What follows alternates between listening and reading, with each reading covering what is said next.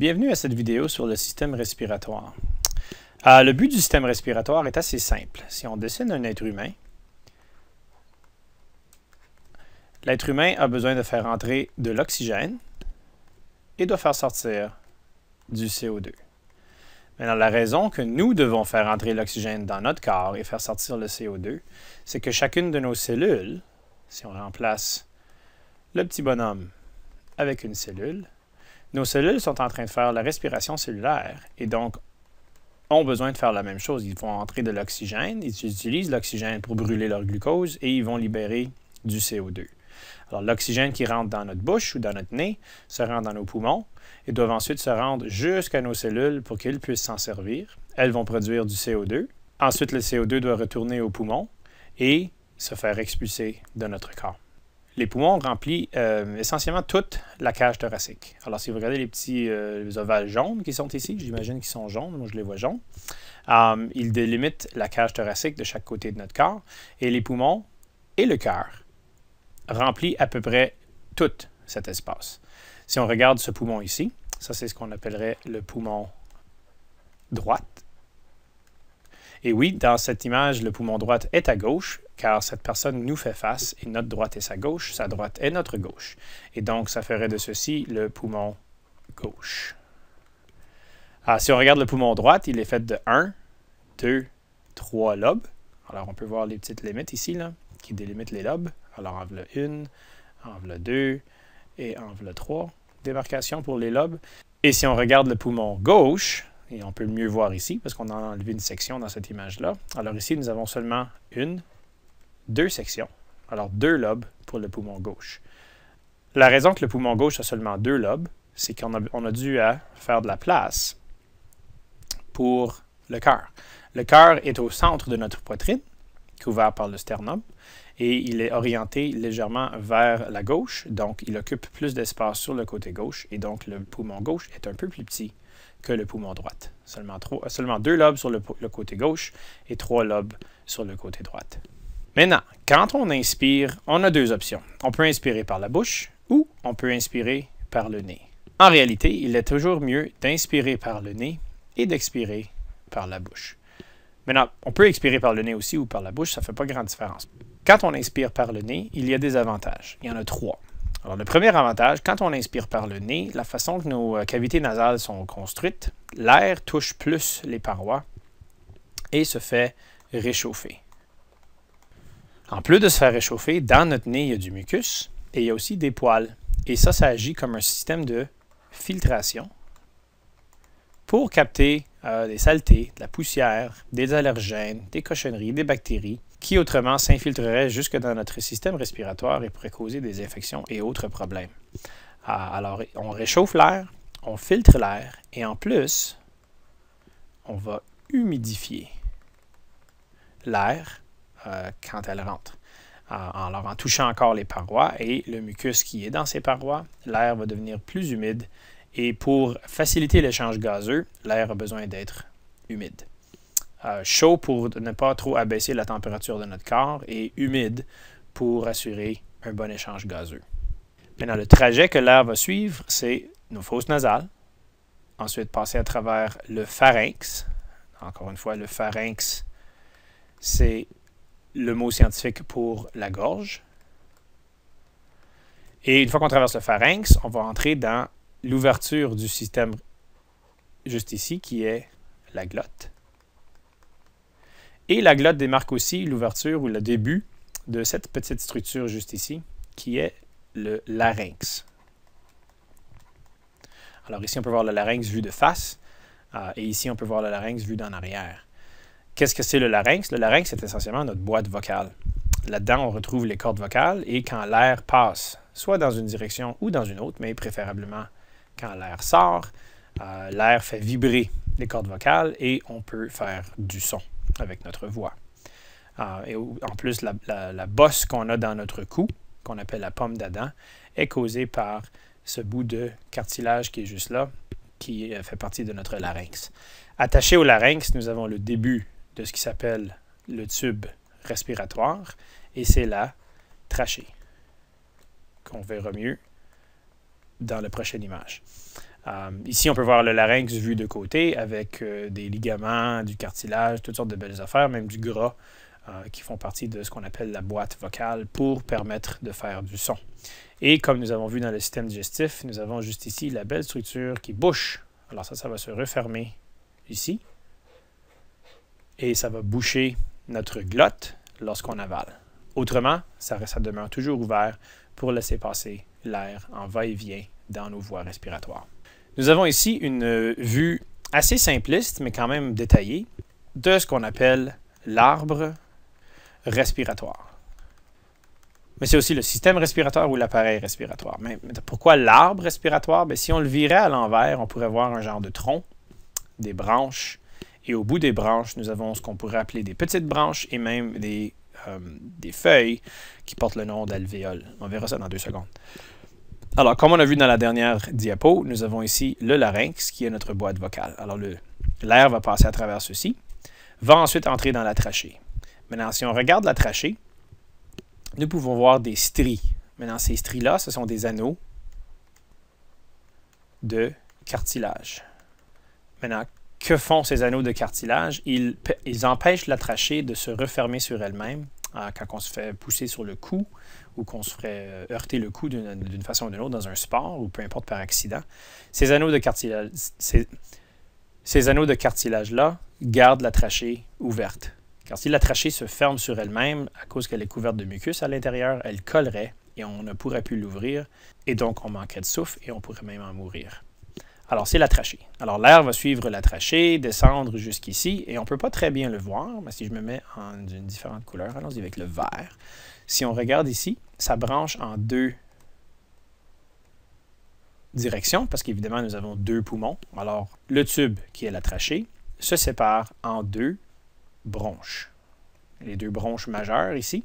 Et ensuite, les bronches majeures vont se diviser en de plus en plus petites bronches. Éventuellement, ce sera des très petites bronches qu'on appelle des bronchioles. Et ensuite, on termine avec ce qu'on aurait juste ici, qui sont des tout petits sacs que je vais grossir dans 2 petites secondes. Juste là. Alors, ce que nous avons ici est grossi juste là. Alors, un grossissement de nos petits sacs. Alors, on a les petites bronchioles qui sont ici, les tout petits tubes. Et ça se délimite ensuite avec des grappes, ce qu'on appelle des grappes alvéolaires, qui sont nos petits sacs juste ici. Alors, les alvéoles, un seul sac, et un groupement de sacs, ça serait notre grappe alvéolaire. Quelle est la raison d'être des grappes ou des alvéoles? C'est d'augmenter la surface pour les échanges gazeux. Si nos poumons étaient seulement un grand sac, on aurait très peu de surface pour faire les échanges gazeux. Alors, en ayant beaucoup de petits sacs, on a des millions d'alvéoles, si tu veux, dans chacun de nos poumons. On a beaucoup plus de surface pour faire entrer l'oxygène et faire sortir le CO2 de notre corps. Puis on peut voir ici, il n'y en a pas ici, on les a enlevés, là, mais juste ici, sur nos grappes alvéolaires, nous avons ce qui ressemble à une toile d'araignée en bleu et en rouge. Ça, ce sont des vaisseaux sanguins qu'on appelle des capillaires alvéolaires ou les capillaires pulmonaires. Et leur job, c'est de venir ramasser justement l'oxygène qui entre et de venir donner le CO2 qui sort. Prochainement, nous avons ici un squelette où on peut voir la cage thoracique. Alors, l'être humain, comme beaucoup d'autres animaux, est divisé en 3 segments. Nous avons la tête, ce qu'on appelle le thorax, je vais l'écrire ici. Et la dernière partie, à peu près de là jusqu'à là, c'est ce qu'on appelle l'abdomen. Alors, nos jambes sont connectées à notre abdomen, nos bras sont connectés à notre thorax, et ce qu'on appelle la section qui est délimitée juste ici, que je trace en bleu, c'est la cage thoracique. Et on a un zoom-in ici sur la cage thoracique. Alors, quel mot pouvons-nous voir dans thoracique? Bien, on peut voir le mot thorax, parce que c'est la cage qui délimite notre thorax. Nous avons l'os au plein milieu, juste ici, qui est le sternum. protège notre cœur et aussi le centre d'ancrage de nos côtes en avant de notre corps. Le centre d'ancrage à l'arrière de notre corps, c'est notre colonne vertébrale. Et ça fait tout le tour. Ça s'en vient ici. La partie plus blanche, c'est du cartilage. Ça, c'est de l'os. Ça, c'est du cartilage. Cartilage et de l'os. Alors, l'os, évidemment, ce sont les côtes.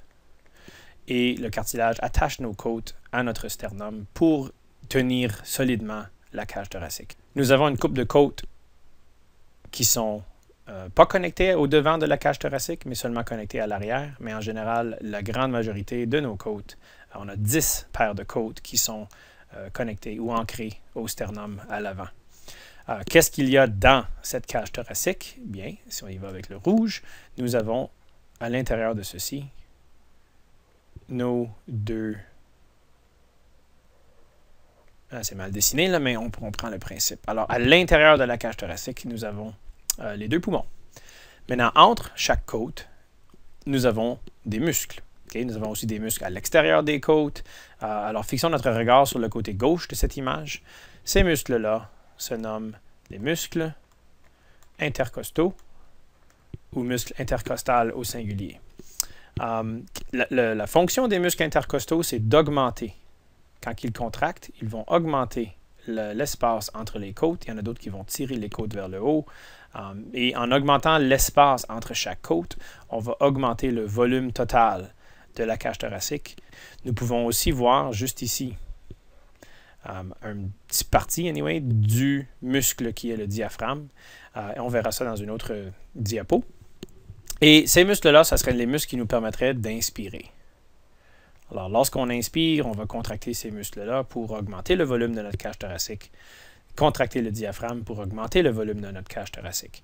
L'autre côté, nous avons ce qu'on pourrait appeler nos muscles squelettiques qui nous permettent d'expirer. Alors, nous avons encore des muscles intercostaux qui, dans ce cas-ci, vont se dilater, alors vont relaxer et vont rapetisser l'espace entre les côtes, donc écraser la cage thoracique et donc écraser les poumons. Et lorsqu'on pousse de l'air hors de nos poumons, comme pour souffler, gonfler un ballon ou quelque chose du genre, on utilise aussi nos muscles abdominaux. Alors on peut voir ici trois de nos muscles abdominaux, on peut voir les obliques ici sur les côtés. En flexant ces muscles-là, on est capable d'exercer une force supérieure et faire sortir l'air encore plus fort de nos poumons. Nous avons ici enlevé certaines côtes au devant. Nous avons enlevé le sternum pour exposer les poumons davantage. Nous avons le cœur dans le milieu. Et ici, au bas, cette structure, et on dit que c'est une structure en forme de parachute. Alors, pour s'imaginer un peu la forme que prend le diaphragme, on pourrait s'imaginer le parachute quand il est ouvert par-dessus le parachuteur et bombé vers le haut. Alors, quand le diaphragme se contracte, ce qu'il faut comprendre, c'est que le diaphragme va descendre, va baisser. Et nous allons apprendre dans 2 petites secondes que le diaphragme, il est collé aux poumons, ou plutôt les poumons sont collés au diaphragme. Et quand le diaphragme baisse, bien le bas des poumons doit baisser avec. Et vu que le haut des poumons est connecté ici en haut et tout le tour aux côtes, le bas va baisser et donc le volume des poumons a besoin d'augmenter. Alors les poumons vont gonfler. On vient de voir que les poumons sont collés au diaphragme et sont aussi collés à la cage thoracique. La question est comment est-ce que ces poumons-là collent à leurs environs? La réponse est très simple. C'est accompli par un tissu spécialisé qu'on appelle la plèvre. Maintenant, la plèvre, si on regarde ici, le contour en bleu, tout le tour du poumon, okay, cette petite partie juste là, c'est ce qu'on appelle la plèvre. Alors, elle est indiquée ici par la cavité pleurale qui indique l'espace entre la plèvre et les côtes. Alors, si on grossit cette région-là juste là, on regarde là-bas et c'est ce dessin juste ici. Alors, on peut voir ici une côte. Ça, ce serait un des petits ovales qui est là. On peut voir un muscle intercostal qui est la partie rouge ici. Et le poumon. Alors, une petite partie du poumon ici à droite. Entre les deux, vous avez un espace. Cet espace-là est plein d'un liquide qu'on appelle le liquide pleural. Le liquide pleural remplit la cavité pleurale, alors l'espace pleural, si tu veux. Et ce liquide-là, il est formé ou il est sécrété par la lisière en rouge ici, qui est la plèvre. Maintenant, la fonction de la plèvre, c'est de sécréter le liquide. Que fait le liquide?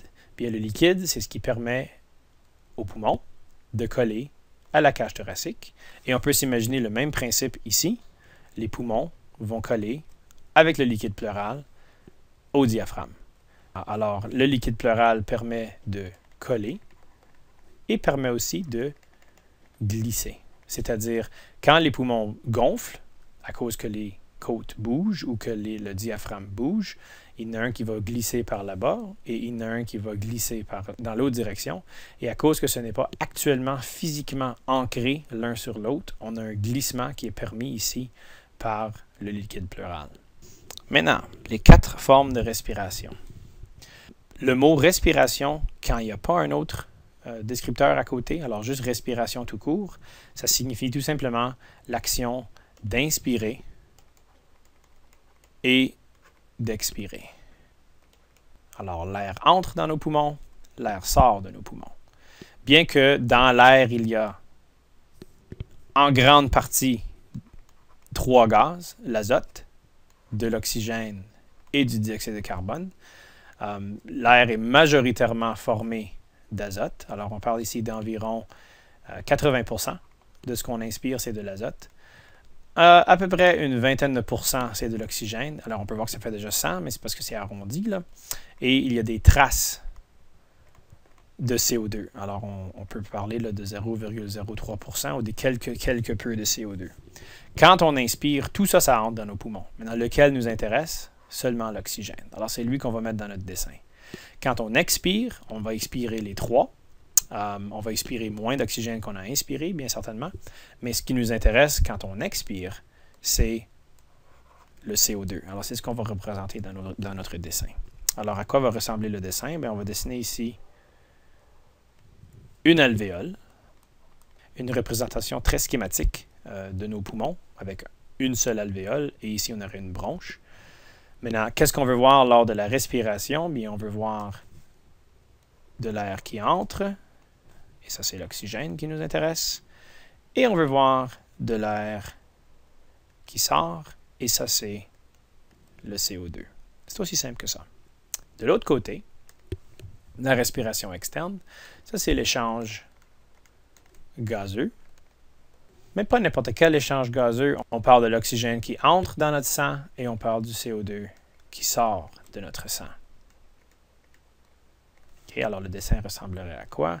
Bien, on aurait notre alvéole, comme tantôt. OK, alors ça, c'est l'alvéole. On a déjà l'oxygène qui est entré. Pourquoi? Parce qu'il est entré dans l'autre dessin. À côté de ceci, qu'on va mettre en rouge, on aurait un vaisseau sanguin, ce qu'on a appelé tantôt un capillaire alvéolaire. Et dans ce capillaire-là, nous avons du dioxyde de carbone. Comment est-ce qu'il s'est rendu là? On va le voir tantôt. On va voir que l'oxygène va entrer dans le sang par diffusion et le CO2 va sortir du sang pour entrer dans l'alvéole. Donc, lorsqu'on va expirer, ce CO2-là pourra sortir. La respiration interne maintenant, même principe, c'est l'échange gazeux. Mais ici, ce n'est pas n'importe quel échange gazeux, c'est l'oxygène qui entre dans nos tissus et c'est le CO2 qui sort de nos tissus. Alors, un autre dessin, en rouge, nous allons mettre un capillaire. Maintenant, ce capillaire-là, il pourrait être partout. Il pourrait être dans le pied, dans la main, dans l'intestin. Ça ne dérange vraiment pas. Même principe. Et à côté de ceci, nous allons mettre une cellule. Cette cellule-là représente les tissus de notre corps. Ça pourrait être n'importe où. Encore une fois, ce capillaire-là vient de nous apporter de l'oxygène qu'on a ramassé dans les poumons. Alors, l'oxygène va sortir du capillaire pour rentrer dans l'espace interstitiel, éventuellement dans la cellule.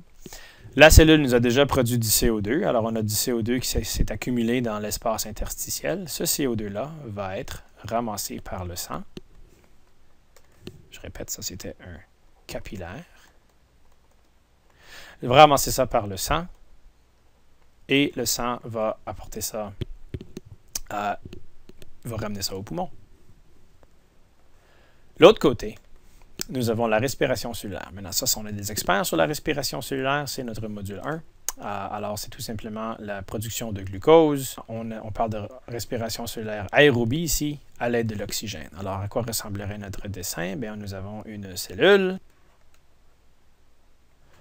avec son noyau.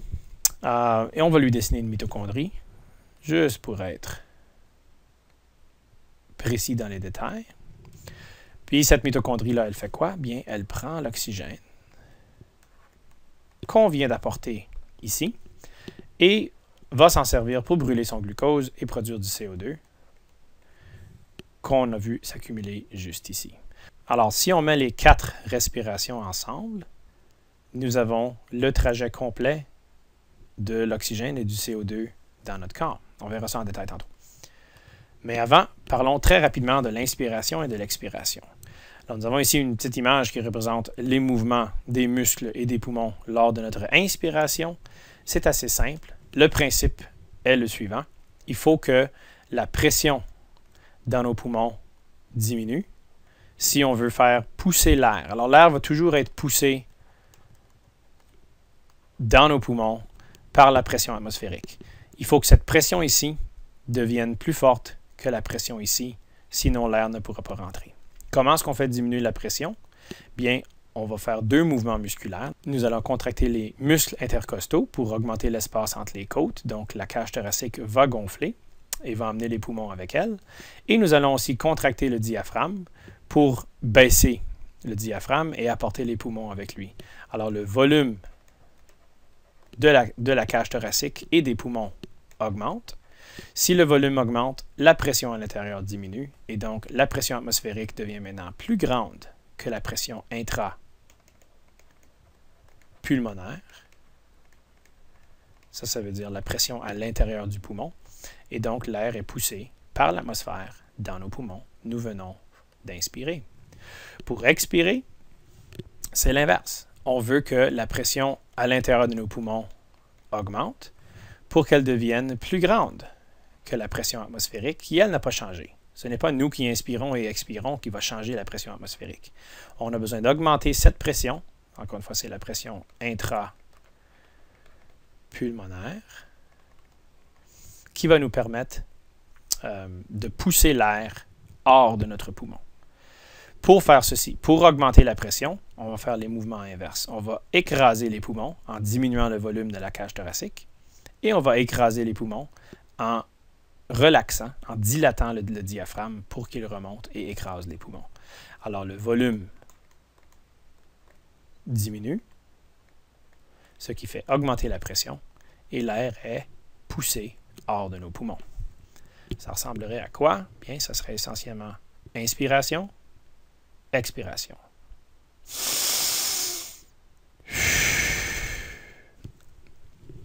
Parlons maintenant de nos 4 types de respiration.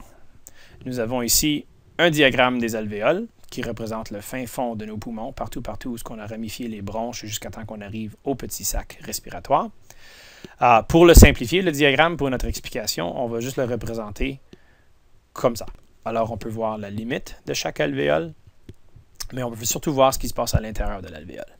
Alors, lors de la respiration, l'air entre. Nous avons pris une inspiration, l'air est rentré, c'est l'oxygène qui nous intéresse. Qu'est-ce qui va arriver? Cet oxygène-là va entrer dans le sang. Nous avons ici un capillaire alvéolaire qui est représenté de façon schématique. Qu'est-ce qu'il y a dans ce capillaire alvéolaire-là? Bien, nous avons un globule rouge. Maintenant, le globule rouge, il est bleu. Pourquoi il est bleu? Bien, c'est lorsqu'il va ramasser l'oxygène qu'il va devenir rouge. Alors, il va ramasser l'oxygène, devenir rouge. Ce globule rouge-là va ensuite se déplacer avec l'action du sang qui bouge pour arriver au cœur. Maintenant, on remarque que le diagramme a 2 cœurs. On n'a pas actuellement 2 cœurs, mais on a un cœur qui est divisé en 2 côtés. Alors, le côté qui nous intéresse pour cette figure-là, c'est le côté rouge du cœur et c'est ce côté ici. Alors, le globule rouge va entrer, on va faire semblant qu'il passe par-dessus, on va entrer dans le côté gauche du cœur. Le globule rouge va sortir, il va être pompé par le côté gauche du cœur va se faire propulser jusqu'à un capillaire à quelque part dans le corps. Maintenant, ce quelque part-là comprend un tissu quelconque. Alors voilà notre cellule avec son noyau. Et cette cellule-là, encore une fois, représente tous les tissus du corps humain. Le globule rouge va maintenant donner son oxygène et il devient bleu. Alors, on va le remplacer avec un globule rouge bleu. On l'appelle quand même globule rouge. On verra qu'il y a un nom scientifique pour éventuellement. Il devient maintenant bleu. Puis en même temps qu'il est là, un 2 pour 1, il va ramasser le CO2. Pourquoi il y a du CO2? Bien, encore une fois, l'oxygène est entré dans la cellule. La mitochondrie s'en est servie pour brûler le glucose, a produit du CO2 et le CO2 est ramassé par le globule rouge qui est maintenant bleu. Ce globule rouge-là se fait encore pousser dans le dos par le sang et il va s'en venir maintenant l'autre côté du cœur. Alors, il va s'en venir sur le côté droit du cœur qui, lui, on va représenter ici en bleu.